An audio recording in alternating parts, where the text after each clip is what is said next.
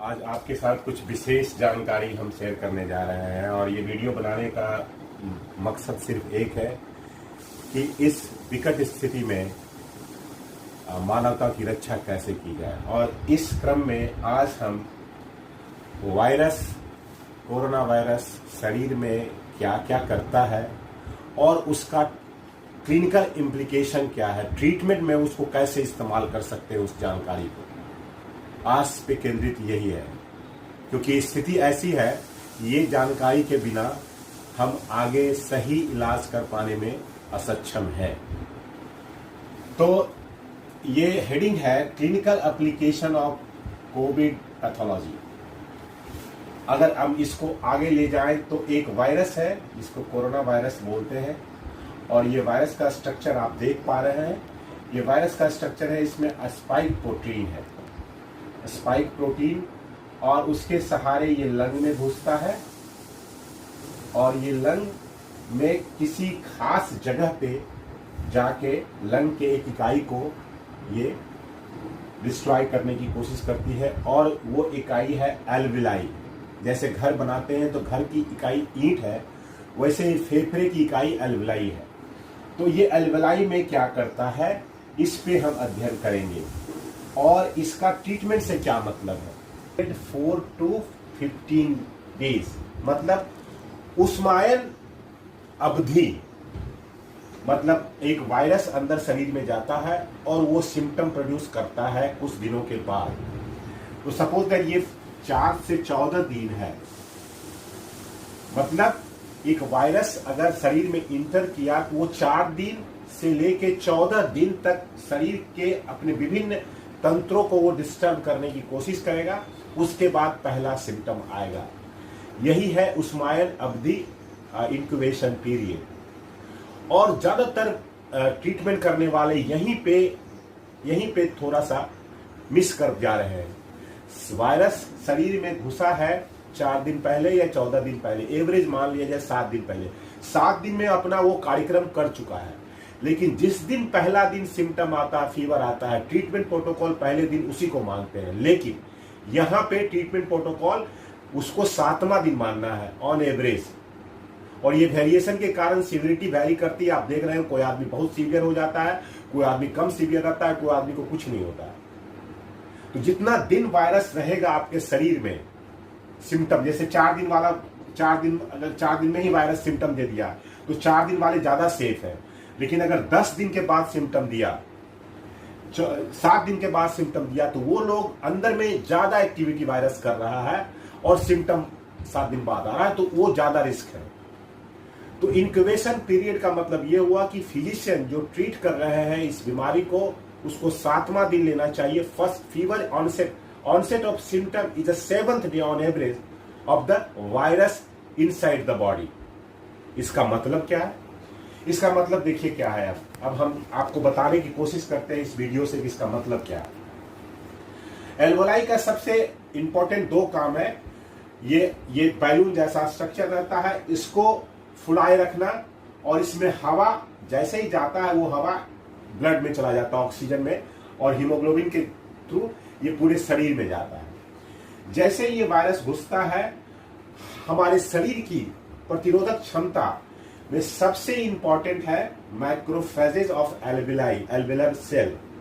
और ये 2 तरह का एल्विलर होता है, निमोसाइट 1, निमोसाइट 2, और दोनों का काम है, एक का काम है सरफेक्टेंट रिलीज करना और दूसरे का काम है गैसेस एक्सचेंज करना। और दोनों इसलिए जरूरी है कि जब एल्विलाई खुला रहेगा तभी हम गैस जाएगा उसमें, और गैस जब जाएगा तो वो एक्सचेंज होगा ब्लड वेसल्स में।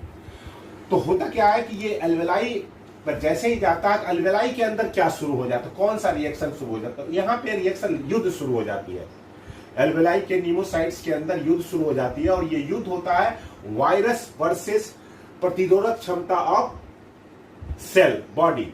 और उस युद्ध में कुछ फ्री रेडिकल्स, कुछ केमिकल्स, कुछ और वायरस ग्रो करने की, वायरस अपने को ग्रो करने की कोशिश भी करता है, और कभी कभी ग्रो करके ये 1 से 4 बन जाता है। तो इस लड़ाई में, लड़ाई तो जरूरी है, लड़ाई तो होना ही चाहिए, नहीं लड़ाई होगा तो वायरस मरेगा कैसे। लेकिन ये लड़ाई करने में जो रिलीज होता है बाई प्रोडक्ट, ये बाई प्रोडक्ट होता है IL-1, IL-6, TNF and sometimes CRP, और ये पूरी तरह से इन्फ्लेम करवा के इसको संकुचित कर देता है। एल्विलर एडिमा होगा, डिक्रीज सर्फेक्टेंट होगा, सर्फेक्टेंट डिक्रीज होने के कारण ये फिर ये कोलेप्स करेगा, एल्विलर कोलेप्स होगा, एल्विलर कोलेप्स के बाद ये कंसोलिडेशन होगा, इसमें बहुत सारे सेल आ जाएंगे और ये लंग काम करना बंद कर देगा। और जितना ज्यादा ये लंग इन्वॉल्व करेगा उतना ज्यादा हाइपोक्सिया होगा, सैचुरेशन पल्स ऑक्सीमीटर में सैचुरेशन उतना कम होगा, और ये सिविरिटी का एक बहुत बड़ा मापक है। और ये अंदर में हो रहा है। इसी बीच TNF अल्फा जो है हाइपोथैलेमस में जाके प्रोस्टाग्लैंडिन के थ्रू फीवर करवाता है, तो fever could be the symptoms of initial symptoms of the Covid. But fever आने के पहले ये सारी घटनाएं हो रही है बॉडी के अंदर। और after all this cytokinin storm बोला जाता है। स्टॉर्म है क्या? ये वायरस लैब मेड है। ये लैब में बनाया गया है, और ये लैब इसलिए बिसैला वामपंथ यहां इसलिए डाले हमें कि वहीं से ये वायरस आया है। और ये वायरस पूरी दुनिया को टारगेट कर रहा है, और पूरी दुनिया में इसी बिसैला वामपंथ में वामपंथ के राज को स्थापित करने के लिए ये वायरस की उत्पत्ति की गई है। इसलिए ये वायरस नॉर्मल तरह से बिहेव नहीं कर रहा है, ये बहुत जल्दी अपना रूप बदल लेता है, और जब भी बॉडी में जाता है कि सुनामी ला देता है, सुनामी साइटोकाइनिन का सुनामी ला जाता है। तो ये वायरस को मारने का प्रयास किया जाना आज तक रेमडेसिविर, एंटीवायरल, इस बकवास, ये बकवास है, इसका कोई मतलब नहीं है। मतलब है कि ये जो बाई प्रोडक्ट है जिससे आपका लंग पूरी तरह से कोलैप्स हो रहा है, और ये कोलैप्स होने के बाद हाइपोक्सिया के रूप में हर एक ऑर्गन को इन्वॉल्व कर रहा है।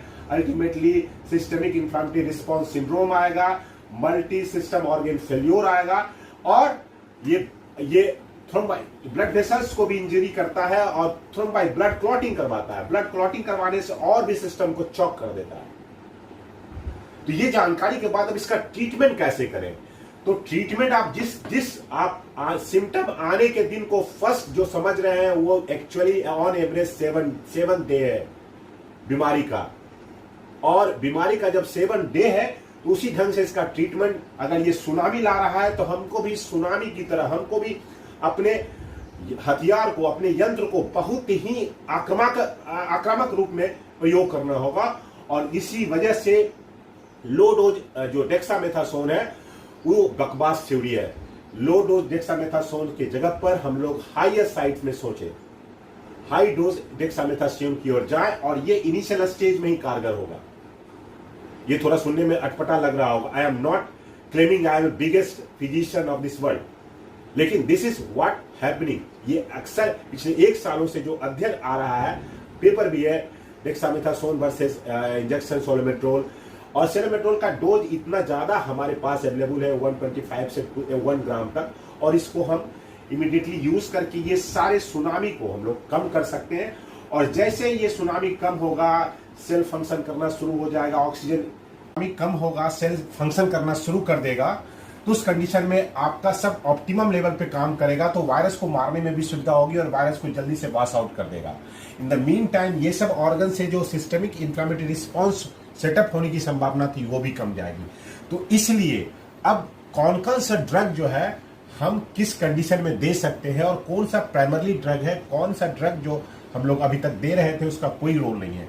सबसे पहले रोल है एंटी इन्फ्लेमेटरी ड्रग, जो इस सारे मेडिएटर को, जो सुनामी ला रहा है, उसको न्यूट्रलाइज करे, उसको बनना रोके, और वो वही करेगा, ये कॉर्टिकोस्टेरॉइड करेगा। और विच कॉर्टिकोस्टेरॉइड करेगा ये अपने बुद्धि से इस्तेमाल करिए, but higher doses, I mean to say that.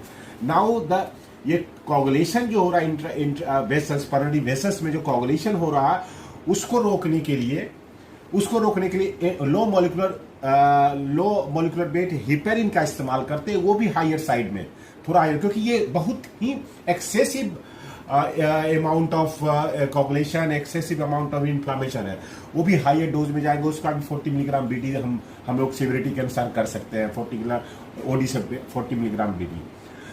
और बाय द टाइम ये वायरस जो है वॉश आउट हो जाएगा। तो बेसिकली यही है। और हम लोग अब डिसीजन लेंगे कि हम लोग इस पूरे कॉर्टिकोस्टेरॉइड और एंटीकोगुलेंट को जो लोबुलर हेपेरिन है और ऑक्सीजन, यही 3 मेन ट्रीटमेंट मॉडलिटीज है, उसको कब किस केस में कैसे देंगे उसका अलग से हम लोग डिस्कशन कर सकते हैं। सीटी स्कोर के आधार पे, डी डायमर के आधार पे, सीआरपी के आधार पर कि किसको कितना कॉर्टिकोस्टेरॉइड बढ़ेगा, इंजेक्टेबल सोलोमेड्रोल हो या इंजेक्टेबल डेक्सामेथासोन हो। इंजेक्टेबल सोलोमेड्रोल इसलिए भी प्रेफरेबल है कि इसको बहुत हद तक हम लोग टेलर कर सकते हैं। जैसे एक वायल डेक्सामेथासोन में अभी 8 मिलीग्राम डेक्सामेथासोन है एक वायल डेक्सोना में। तो इसका मतलब है कि आपको अगर हायर साइड में देना है तो 10 वायल और 15 वायल करके देना होगा।